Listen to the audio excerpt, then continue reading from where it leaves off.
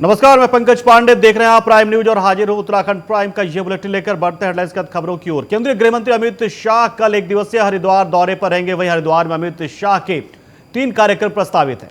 अमित शाह के दौरे को लेकर पुलिस प्रशासन ने सुरक्षा के पुख्ता इंतजाम किए हुए हैं। आपको बता दें कि ADG law and order V Murugesan समेत तमाम आला अधिकारियों ने ड्यूटी पर तैनात पुलिसकर्मियों को ब्रीफ किया। साथ ही एसएसपी अजय सिंह ने बताया कि गृह मंत्री की सुरक्षा में 1500 पुलिसकर्मियों के साथ ही पीएससी और पैरामिलिट्री फोर्स की तैनाती भी की गई है। प्रोग्राम भी है और साथ ही साथ पतंजलि और गुरुकुल कांगड़ी में भी है। तो इसको देखते हुए हमारे एडीजी लॉ एंड ऑर्डर और अन्य सीनियर अधिकारीगण द्वारा भी यहाँ फोर्स को ब्रीफ किया गया है और इसमें अभी रिहर्सल की जाएगी और रिहर्सल के बाद सभी ड्यूटियों को इसमें जो है लगाया जाएगा। तो सारी व्यवस्थाओं के लिए हमने इसमें जो फोर्स की आवश्यकता थी, इसमें हमारे अधिकारीगण थे, उसमें करीब 1500 करीब फोर्स इसमें डिप्लॉय की गई है। साथ ही हमने 3 कंपनी पीएससी को भी इसमें अलग से आउटर कॉर्डन में सुरक्षा के लिए लगाया गया है। तो सभी व्यवस्थाएँ की गई, इसी को लेकर ब्रीफिंग की गई है और इसके बाद रिहर्सल की जाएगी।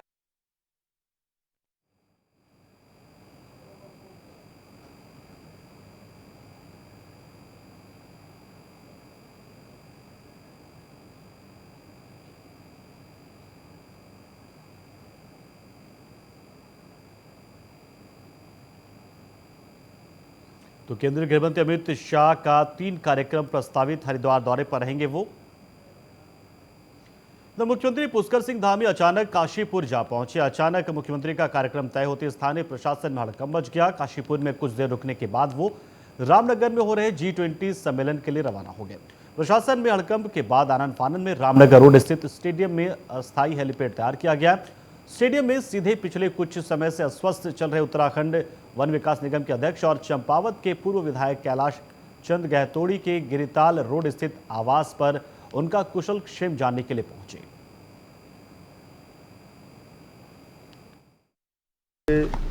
बहुत सौभाग्य की बात है कि हमारे यहाँ पर रामनगर में जो आज से G20 की राउंड द टेबल जो आज मीटिंग शुरू होने वाली है, वो अपने आप में पूरे भारतवर्ष की जो 5 प्रमुख मीटिंगें होने वाली हैं उसमें से एक है और पीएससी लेवल की ये बैठक है जिसमें G20 के सभी देशों के प्रतिनिधि भाग लेंगे। निश्चित रूप से ये हमारे लिए सौभाग्य की बात है। मैं आदरणीय प्रधानमंत्री जी का धन्यवाद करता हूँ कि पहले हमको उन्होंने 1 नहीं 2 नहीं बल्कि 3 बैठकें उत्तराखंड राज्य को दी। इससे संपूर्ण हमारा जो परिवेश है संपूर्ण विश्व के अंदर जाएगा। हमारे यहाँ की संस्कृति जाएगी, हमारे यहाँ के कॉर्बेट जाएगा, आसपास के क्षेत्र जाएंगे, यहाँ की विशेषताएं जाएंगी। तो निश्चित रूप से हमको ग्लोबल होने का मौका मिलेगा। तो अचानक सीएम पहुंचे यहाँ पर और तो जाहिर सी बात है प्रशासन के लिए बहुत ही चौंकाने वाला ये पल था। जैसे ही ये सूचना मिली यहाँ हड़कंप मच गया और उसके बाद आनन फानन में एक अस्थाई हेलीपैड यहाँ बनाया गया।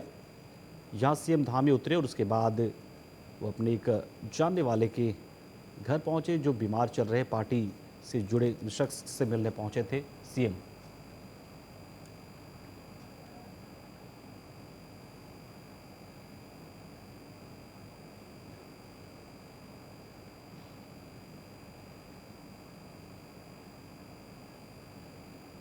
हालांकि सीएम को G20 समिट में शामिल होने के लिए काशीपुर जाना था, रामनगर जाना था, लेकिन इससे बीच में वो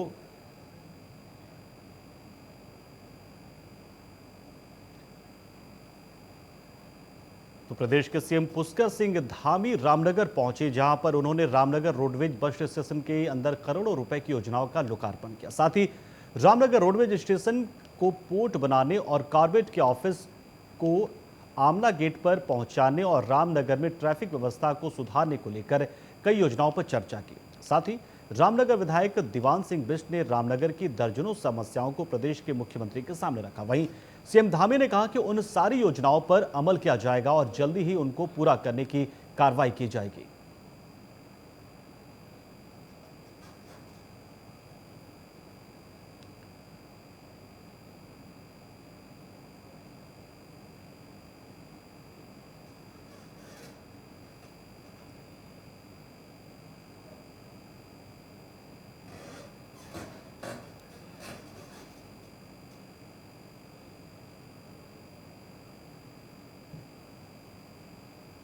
तो देखिए, रामनगर के दौरे पर सीएम पुष्कर सिंह धामी पहुंचे हुए थे और यहां पर उन्होंने कई बैठक भी की है, जनता के साथ संवाद उन्होंने किया और कई बातों का जिक्र किया कि उन्हें रामनगर को किस तरीके से विकसित करना है।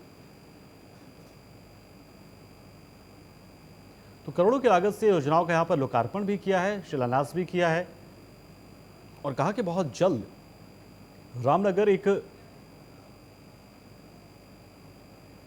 विकसित जिले के तौर पर जाना जाएगा। हालांकि रामनगर का विकास तेजी से हुआ है, लेकिन ये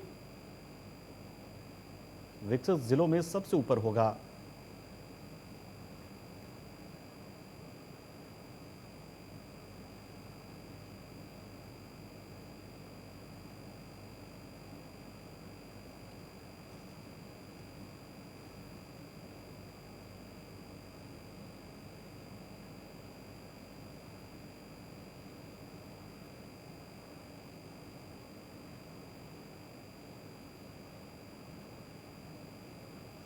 तो सीएम पुष्कर सिंह धामी रामनगर के दौरे पर रहे और इस दौरान करोड़ों की लागत की योजनाओं का लोकार्पण किया और अपना विजन भी पेश किया कि उनकी सरकार। और गोविंद रावत हमारे सहयोगी इस खबर पर पूरी जानकारी देने के लिए जुड़ चुके हैं फोन लाइन पर। गोविंद, क्या कुछ खास रहा रामनगर के दौरे पर और किन किन योजनाओं परियोजनाओं का शिलान्यास और लोकार्पण किया?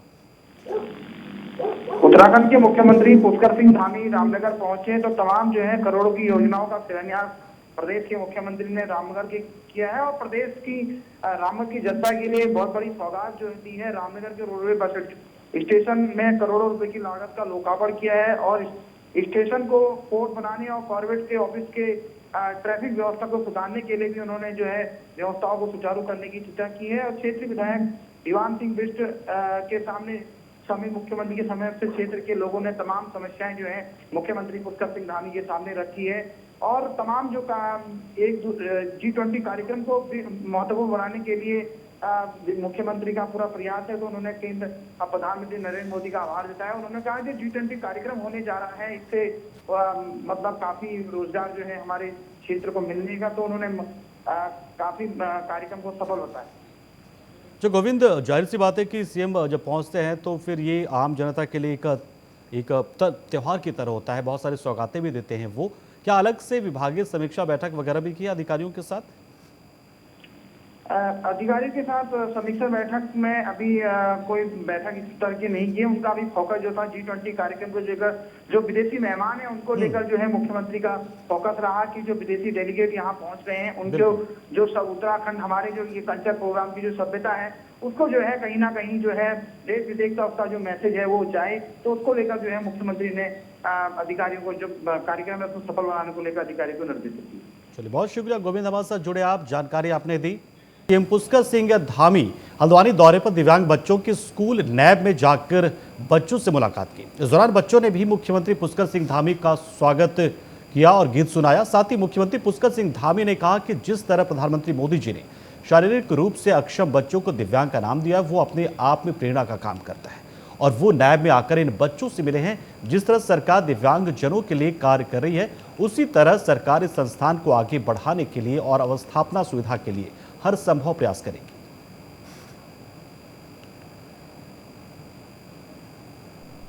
देखिए, ISBT को बनाने के लिए हम लोग कृत संकल्पित हैं और चूँकि माननीय न्यायालय में वो मामला जैसे ही सॉर्ट आउट होगा हम उस दिशा में आगे बढ़ेंगे। और अभी हमने पार्किंग भी बनाएंगे और यहाँ का जो 2200 करोड़ रुपया माननीय प्रधानमंत्री जी ने यहाँ के शहर को अच्छा शहर बनाने के लिए स्वीकृत किया हुआ है, उसका काम तेज़ी से चल रहा है। DPR बनाई जा रही है।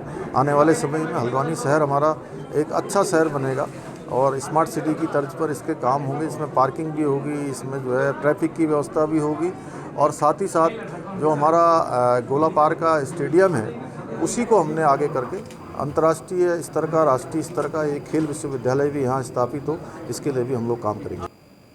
तो उत्तराखंड में रामनगर में आज से G20 समिट की शुरुआत हुई, जिसमें राउंड टेबल कॉन्फ्रेंस शुरू हुई है, जिसमें 20 देशों के प्रधान वैज्ञानिक सलाहकार मौजूद रहे। रामनगर आज से G20 समिट शुरू हो रहा है यहाँ पर और 3 दिनों तक यहाँ पर ये वैज्ञानिक मौजूद होंगे। वन हेल्थ मिशन और कई दूसरी स्वास्थ्य समस्याओं को लेकर यहाँ पर खास चर्चा हुई है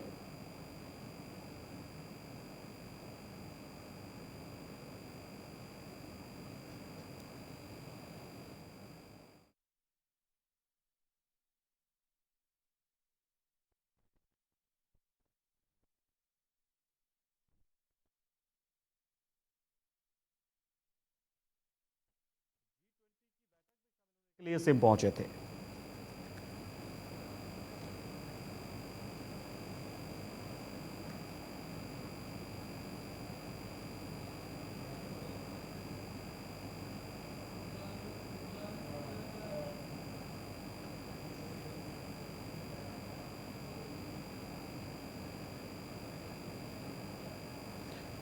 उत्तराखंड में बीजेपी और कांग्रेस के बीच राजनीति की तपिश तेज हो गई है। कांग्रेस से छोड़कर बीजेपी में शामिल हो रहे कांग्रेसी पदाधिकारियों का जहां एक और बीजेपी स्वागत कर अपने दल में शामिल कर रही है, वहीं कांग्रेस इस पर सवालिया निशान उठा रही है। कांग्रेस का आरोप है कि बीजेपी के पास ऐसी कौन सी वॉशिंग मशीन है जो सभी दागी नेताओं को अपने दल में लेकर साफ सुथरा बना देती है। ऐसे में बीजेपी का अनुशासन कहां चला जाता है जब भ्रष्टाचार के आरोपों से घिरे नेता उनके यहां आकर शुद्ध हो जाते हैं। कांग्रेस के प्रदेश अध्यक्ष ने बीजेपी प्रदेश अध्यक्ष से ये सवाल किया है। प्रदेश अध्यक्ष जी के उस बात का जवाब दिया है जिसमें वो लगातार कह रहे हैं हम इसको जोड़ रहे हैं उसको जोड़ रहे हैं, लेकिन आप दागियों को जोड़ रहे हैं। कौन सी ऐसी वॉशिंग मशीन है जिसमें ले जाकर आप कांग्रेस के या अन्य दलों के ऐसे लोगों को जिन पर आप ही आरोप लगाते हैं, आपकी सरकार ने जिनके ऊपर गंभीर आरोप लगाए, जिनको जांच में दोषी पाया गया, उनको आपने अपनी पार्टी में शामिल किया है। क्या उनको अपनी उसी मशीन में जिसमें अन्य दागी नेताओं को धोकर आप साफ करते हैं, इनको भी धोकर साफ करने वाले हैं? या आपकी सरकार दोष साबित होने के बाद इनके ऊपर कार्रवाई करने जा रही है? जो दोष साबित हुए हैं उसके बावजूद भी आपने उनको अपनी पार्टी में सम्मिलित किया है। तो सुशासन की बात करने वाले, शुचिता की बात करने वाले अध्यक्ष जी को एक बार फिर से विचार और मंथन करना चाहिए। तो गदरपुर के कार्तिक गार्डन में गदरपुर विधानसभा के बूथ सशक्तिकरण अभियान पर एक बैठक का आयोजन किया गया। इस दौरान बीजेपी के प्रदेश अध्यक्ष महेंद्र भट्ट ने कहा कि लोकसभा चुनाव की तैयारियों को लेकर बूथ कमेटियों को मजबूत बनाया जा रहा है। चुनाव में कार्यकर्ताओं के बल पर हर बूथ जीता जाता है। बूथ को मजबूत करने के लिए 11 लोगों की टीम बनाई जा रही है। इस दौरान क्षेत्रीय विधायक अरविंद पांडे ने कहा कि कार्यकर्ताओं की जिम्मेदारी है कि वो संगठन को सक्रियता और मजबूती के लिए काम करें, तभी हर मोर्चा पर विजय प्राप्त होगी।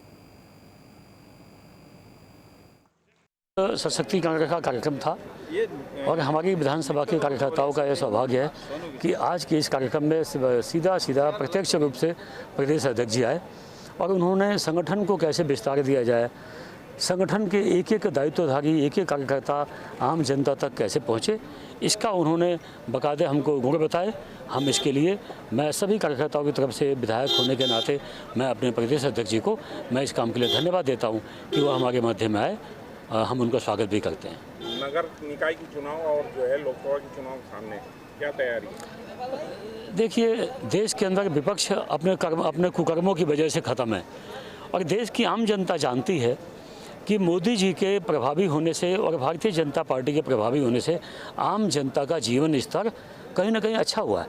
इसलिए आम जनता चाहे स्थानीय निकाय के चुनाव हो, चाहे पंचायत के चुनाव हो, चाहे लोकसभा के हों, हर क्षेत्र में आम जनता भारतीय जनता पार्टी को मजबूत करना चाहती है। ये आम जनता मन से चाहती है। इस नाते चुनाव कोई सा भी हो, भारतीय जनता पार्टी की जीत एक तरफा जीत होनी है। 2024 की क्या तैयारी है? 2024 का विस्तार बूथ स्तर तक हो, इस दृष्टि हमारे सभी प्रदेश के पदाधिकारी प्रवास कर रहे हैं।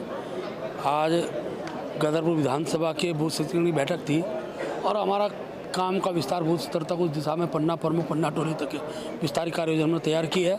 आगामी लोकसभा चुनाव है, नगर पालिका चुनाव है, वो कार्यकर्ता उत्साह के साथ हम लोग चुनाव जीतते हैं। हमारे कार्यकर्ता उत्साहित हों।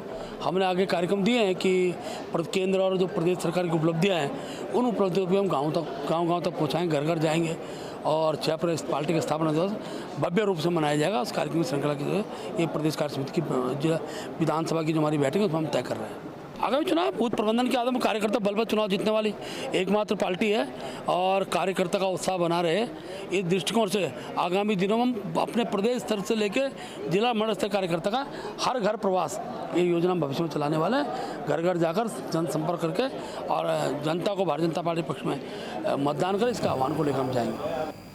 उत्तराखंड में लगातार डॉक्टरों की कमी बनी हुई है, जिससे कि अस्पताल में आने वाले मरीजों को दिक्कतों का सामना करना पड़ रहा है। वहीं देहरादून के सीएमओ डॉक्टर संजीव जैन ने कहा कि देहरादून में डॉक्टरों की भारी कमी है, लेकिन जल्द ही बुंडारी डॉक्टर स्वास्थ्य विभाग को मिलने वाले हैं। आपको बता दें कि डोईवाला स्वास्थ्य समुदाय केंद्र में डॉक्टर नहीं है, जिससे कि अस्पताल में आने वाले मरीजों को दिक्कतों का सामना करना पड़ रहा है, जिसको लेकर देहरादून के सीएमओ ने डीजी हेल्थ को पत्र लिखा है। देहरादून डॉक्टरों की कमी परेशानी बनी हुई है।